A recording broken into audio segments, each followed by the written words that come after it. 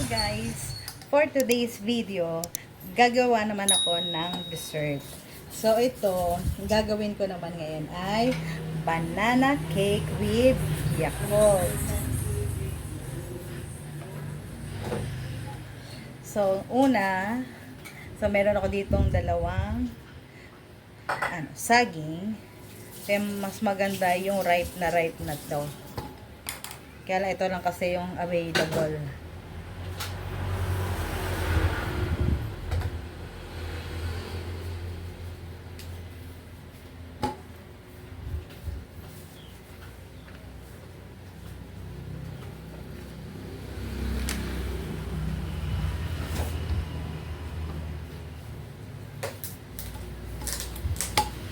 Mash lang natin.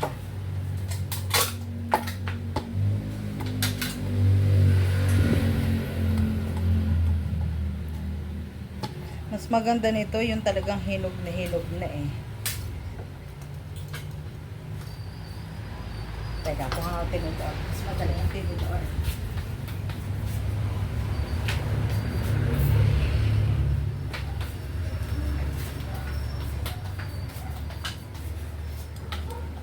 Oops.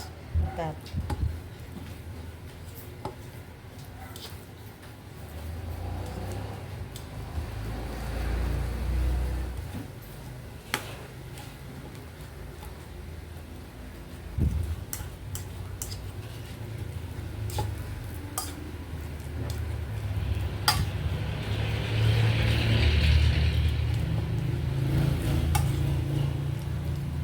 Hindi ko lang po masyadong minamash pag nagagawa po ako ng banana cake. Kasi gusto ko may lalasahan pa ako na saging.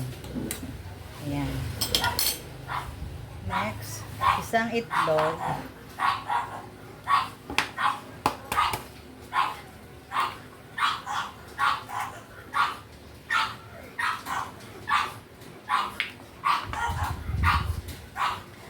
One-fourth ng Yakult.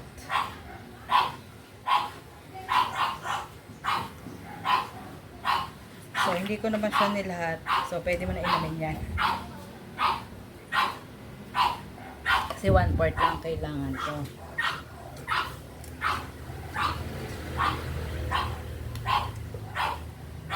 Vanilla extract. Half lang.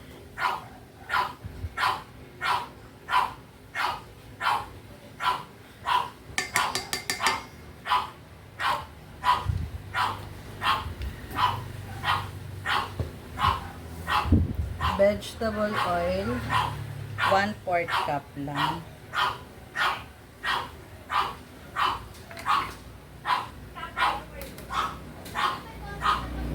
And haluin ko na.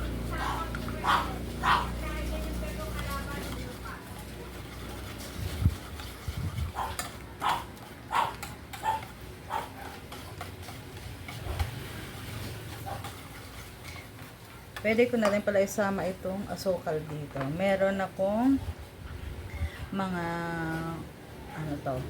half, almost half, or depende po sa tamis. Pero pa ito kasi parang 1/4 at saka 1/8 eh. Kasi ayoko na masyadong matamis. Pero pwede pong half. Nagbawas po ako. So, pwede na yan. Next, yung dry naman po. So, gamitin ko ay 3/4 cup ng all-purpose flour.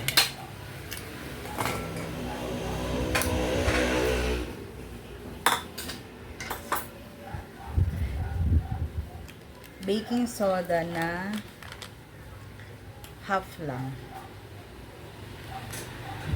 So, itong aking ay 1/4.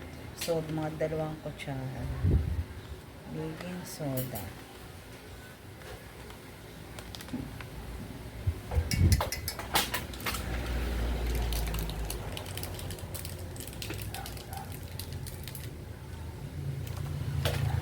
Last, salt. 1/4 lang.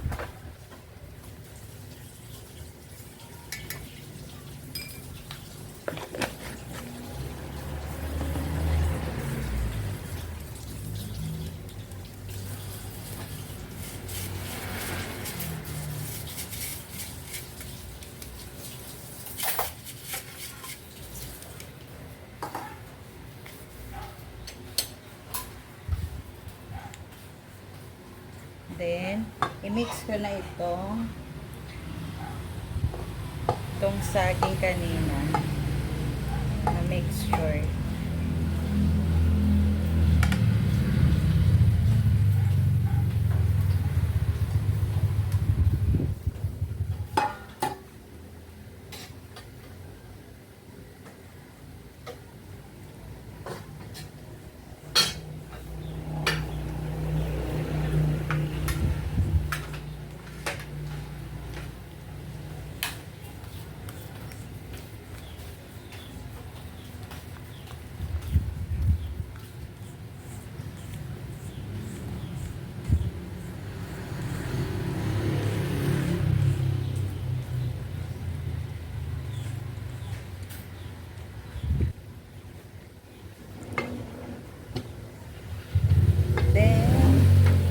Ko na siya sa molde. So, ito lang available ko na molde, kaya dito ko na lang ilalagay. So, mangyayari parang bar siya kasi malamang manipis lang ito.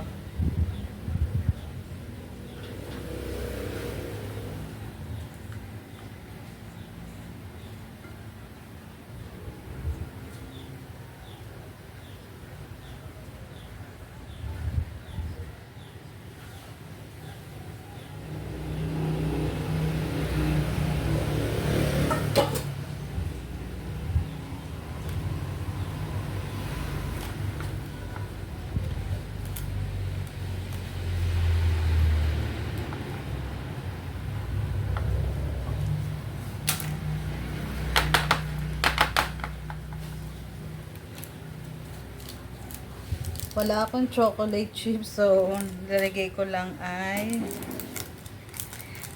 etong nabili ko lang sa tindahan na chocolate candy.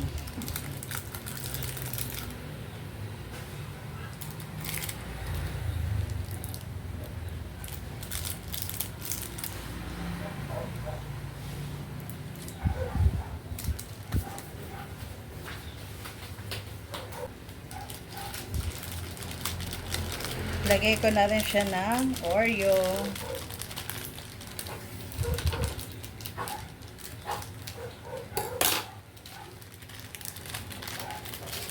Kahit anong toppings naman na ilagay nyo, kung ano ang gusto nyo.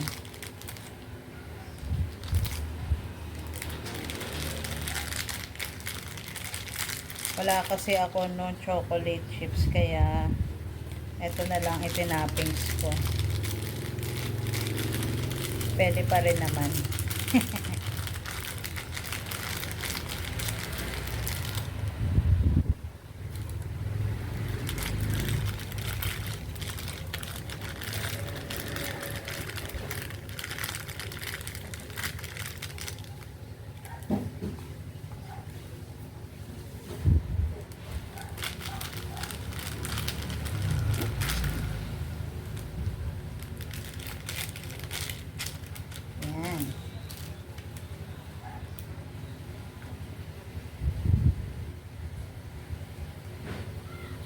Then, isasalang ko na siya.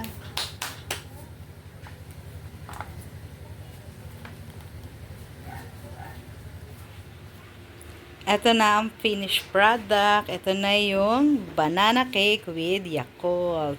Bali, niluto ko po siya. Binake siya ng 30 to 35 minutes. Hanggang sa, nung nag-test po ko ng toothpick, at clean yung toothpick, good na po siya. Ayan na po.